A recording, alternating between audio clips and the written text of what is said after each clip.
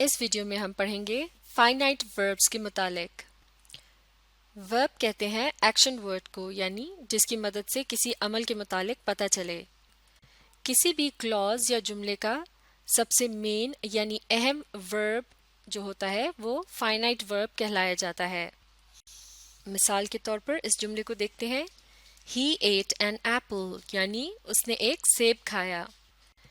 اس جملے میں لفظ ہی جو ہے، جو کہ ایک پروناؤن ہے، ایک سبجیکٹ کے طور پر اس جملے میں استعمال کیا گیا ہے، کیونکہ اسی کے متعلق کچھ بتایا جا رہا ہے کہ اس نے کیا کیا۔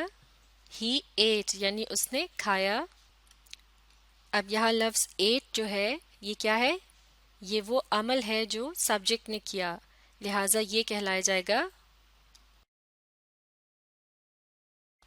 اور چونکہ اس جملے میں یہی وہ خاص عمل ہے جس کے متعلق بتایا جا رہا ہے، یعنی لفظ ایٹ جو ہے یہ اس جملے کا مین ورب ہے، لہٰذا اسے ہم کیا کہیں گے؟ یہ ہے ایک فائنائٹ ورب۔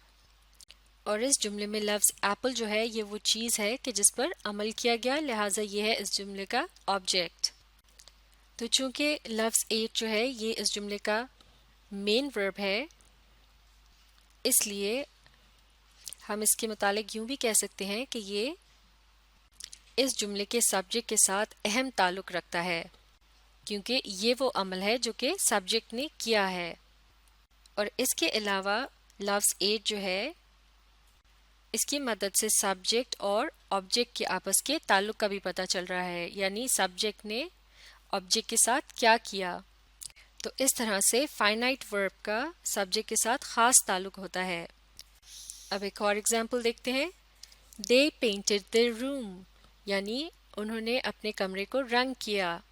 تو اس جملے میں لفظ دے جو ہے یہ کیا ہے؟ یہ اس جملے کا سبجیکٹ ہے جس کے متعلق کچھ بتایا جا رہا ہے۔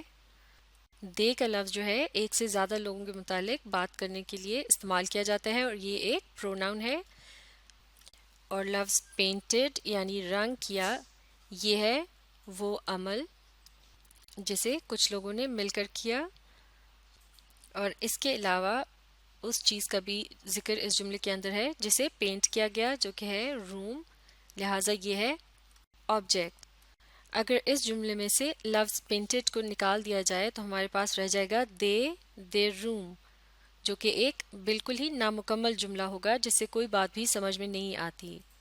لیکن اس جملے میں لفظ پینٹڈ لگانے سے سارا مطلب صاف سمجھ آ جاتا ہے۔ دے پینٹڈ دیر روم، اس سے پتہ چلتا ہے کہ ورب کی کتنی اہمیت ہوتی ہے ایک جملے میں، اور ایک ورب جو ہے وہ کس طرح سے سبجیکٹ اور آبجیکٹ کے درمیان ایک تعلق کے متعلق بتاتا ہے۔ اس کے علاوہ یہ وہ خاص عمل ہوتا ہے جو کہ سبجیکٹ نے کیا ہوتا ہے، یا پھر وہ کر رہا ہوتا ہے یا کرنے کا ارادہ رکھتا ہے۔ تو لہٰذا جو سب سے اہم عمل جس کے متعلق ایک جملے میں بات کی جاتی ہے وہ کیا کہلایا جاتا ہے؟ یہ ہے ایک فائنائٹ ورب۔ اب دیکھتے ہیں ایک اور example, She washes the dishes، یعنی وہ برتن دھوتی ہے۔ تو اس جملے میں بھی she جو ہے یہ ہے اس جملے کا سبجیکٹ، اور اس کے متعلق بتایا جا رہا ہے کہ وہ ڈشز یعنی آبجیکٹ کے ساتھ کیا کرتی ہے؟ وہ انہیں دھوتی ہے۔ تو اس طرح سے لفظ واشز جو ہے وہ اس جملے کا فائنائٹ ورب ہے جس کے متعلق اس جملے میں بتایا جا رہا ہے کہ یہ وہ عمل ہے جو کہ کیا جاتا ہے۔ اب اگر اسی جملے میں لفظ واشز کو تبدیل کر کے اس کی جگہ واشڈ لکھ دیا جائے، یعنی لیٹر ایس کی جگہ اگر یہاں آخر میں لگا دیں لیٹر ڈی، تو یہ جملہ ہو جائے گا She washed the dishes، یعنی اس نے برتن دھوئے تھے۔ سو اس چھوٹی سی تبدیلی سے اس جملے کا مطلب بدل گیا ہے، کیونکہ اب جس عمل کے متعلق بات ہو رہی ہے وہ ماضی میں کیا گیا تھا۔ اسی طرح سے اگر لفظ واش کے آخر سے لیٹرز ای ایس کو ہٹا کر ان کی جگہ لیٹرز آئی این جی لکھ دیے جائیں، اور اس سے پہلے اگر لکھ دیا جائے آئی ایس از، تو یہ جملہ ہو جائے گا شی از واشنگ دا ڈشز، جس کا مطلب ہوگا کہ وہ برتن دھو رہی ہے، یعنی اس وقت وہ برتن دھو رہی ہے۔ تو اس طرح سے فائنائٹ ورب میں تبدیلی کر کے، یعنی اس کی فارم کو بدل کر، اس کی مدد سے عمل کے وقت کا تعین کیا جا سکتا ہے، یعنی یہ بتایا جا سکتا ہے کہ وہ عمل کس وقت کیا گیا۔ وقت کے تعین کے لیے انگلش میں لفظ ٹینس استعمال کیا جاتا ہے۔ اس کا مطلب یہ ہوا کہ فائنائٹ ورب کی مدد سے ایکشن کے ٹینس کے متعلق بتایا جا سکتا ہے، یعنی فائنائٹ ورب کی فارم کو تبدیل کرنے کی مدد سے ہم بتا سکتے ہیں کہ کسی بھی عمل کو پاسٹ یعنی ماضی میں، یا پھر پریزنٹ یعنی موجودہ زمانے میں، یا پھر فیوچر یعنی آئندہ زمانے میں، ان میں سے کس وقت کیا گیا یا کیا جائے گا۔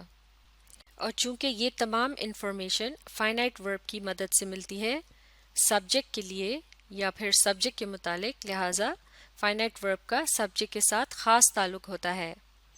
تو ان ایگزامپلس کو سمجھنے کے بعد اب ہم آسانی سے بتا سکتے ہیں کہ فائنائٹ ورب کیا ہوتے ہیں۔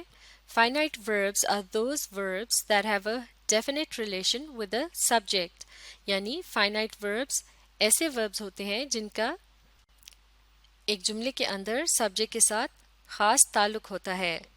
These verbs are usually the main verb of a clause or sentence، یعنی کسی بھی جملے یا clause کے اندر جو مین verb ہوتا ہے وہ finite verb کہلایا جاتا ہے۔ ایک بڑے جملے کے اندر ایک چھوٹے جملے کو کہتے ہیں clause۔